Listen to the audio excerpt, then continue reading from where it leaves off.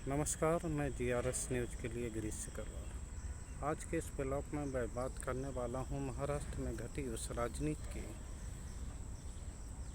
और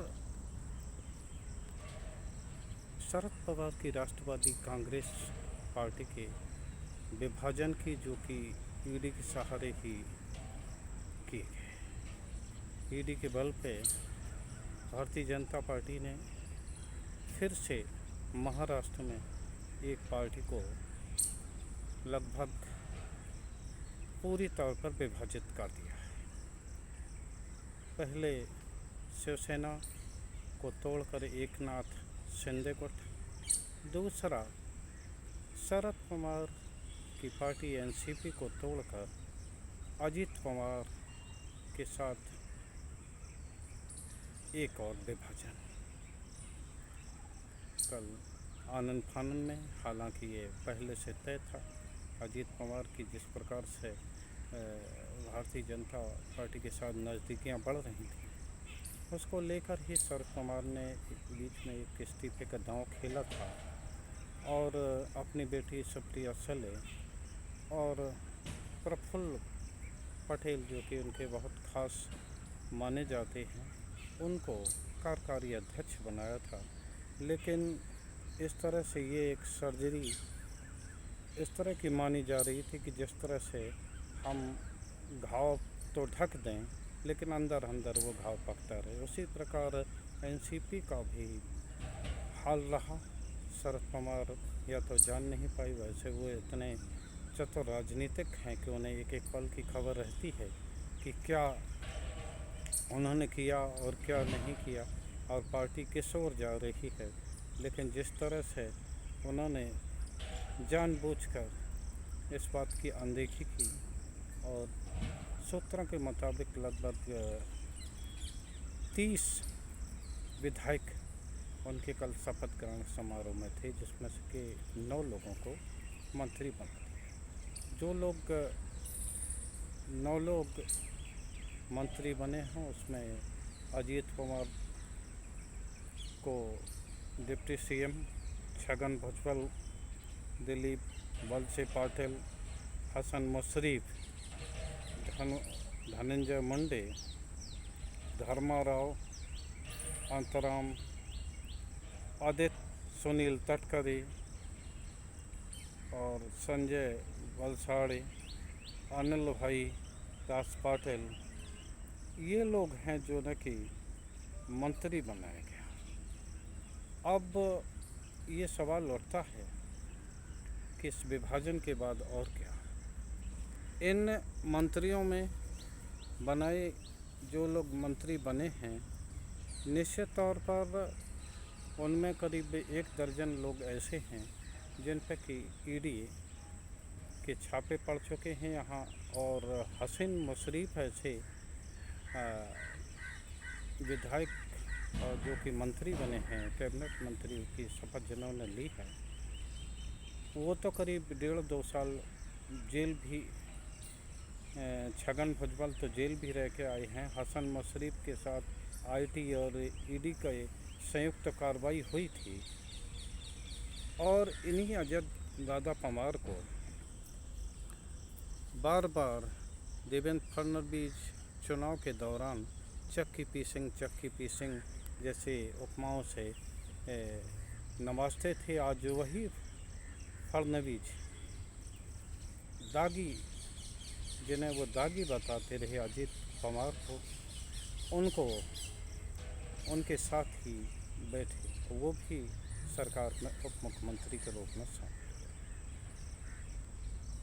अभी हाल में ही आप लोगों को ध्यान होगा कि प्रधानमंत्री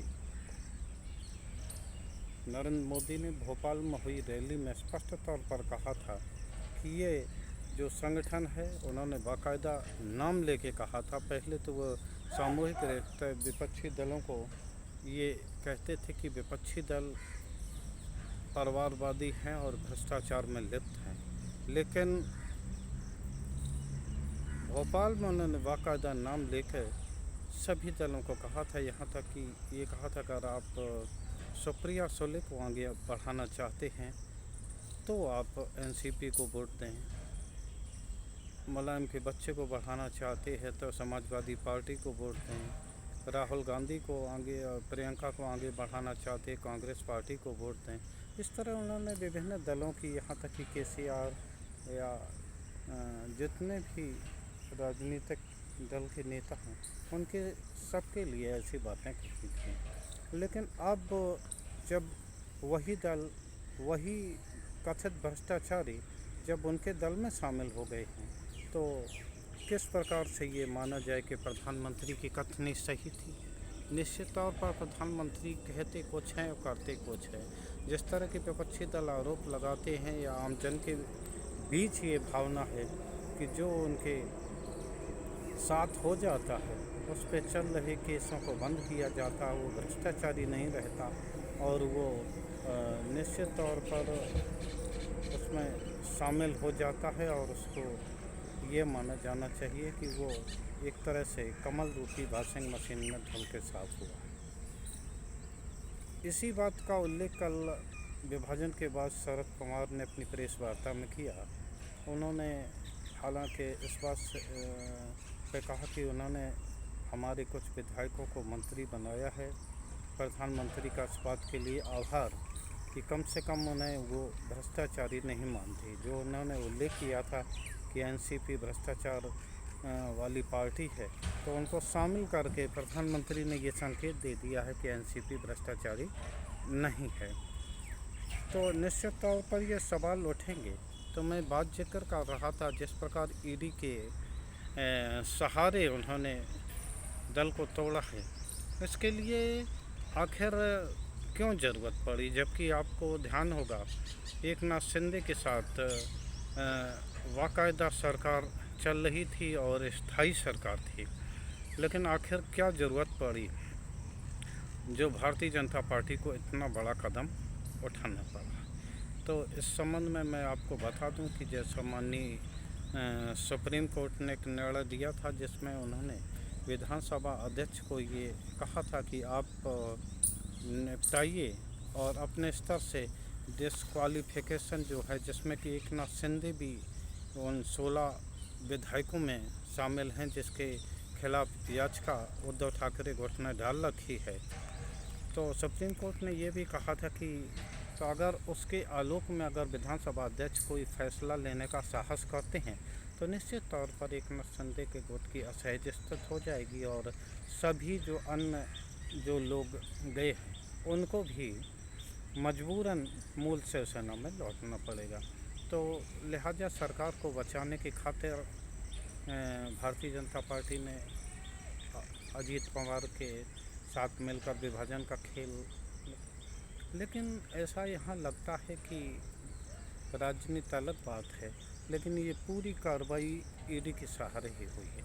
क्योंकि आप सभी लोग जानते हैं अजीत दादा पवार हों, छगन भुजबल हों, हसन मुशर्रफ हों और हालात आदित्य तर्करे जो शामिल हुई हैं उनके खिलाफ तो नहीं है, लेकिन उनके पिता जो हैं उनके खिलाफ सरकारी एजेंसियों की कार्रवाई चल रही है। इस प्रकार से एक दो और लोग हैं जिन पे की, लेकिन इस उसमें जिस प्रकार से इस विभाजन में और जो बैठक हुई थी उसमें तो बाकायदा सुप्रिया सुले और उनके जो खास हैं प्रफुल्ल पाठक, जिन्हें कि शरद जी ने कार्यकारी अध्यक्ष अपने दल का बनाया था, तो वो भी उपस्थित थे। तो निश्चित तौर पर एक संकेत ये भी जा रहे हैं कहीं अजीत पवार ने ही तो क्योंकि करीब 1 साल का वक्त, 1 साल से ज़्यादा का वक्त या आप कह लीजिए करीब 2 साल का वक्त विधानसभा चुनाव में, शायद 1.5 साल का वक्त होगा महाराष्ट्र के, अभी लोकसभा के चुनाव होंगे। तो उन्होंने संभवतः अपने लोगों को ईडी की कार्रवाई से बचाने के लिए ऐसा लगता है कि शरद पवार ने अपने मन से, जिस प्रकार वो अपने प्रेस वार्ता में ये कहते हुए दिखाई दिए कि वो कोई भी कार्रवाई नहीं करेंगे और उन्होंने सभी गए हुए मंत्रियों को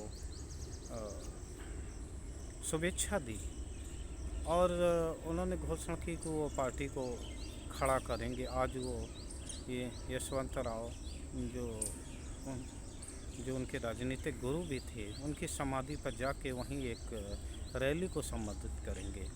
अब देखना ये है कि 84 साल के शरद पवार कितनी ताकत से अपनी पार्टी को खड़ी कर पाते हैं।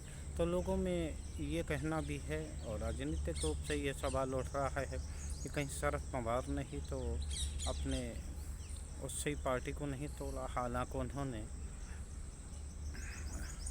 महाविकास अघाड़ी के साथ बने रहने के संकेत भी दिए। ये राजनीति संभालना का खेल है, लेकिन जिस तरह का खेल सरकारी एजेंसियों के जरिए महाराष्ट्र में खेला गया, उस प्रकार हो सकता है कि अन्य जगह पर भी इस तरह का खेल खेला जाए।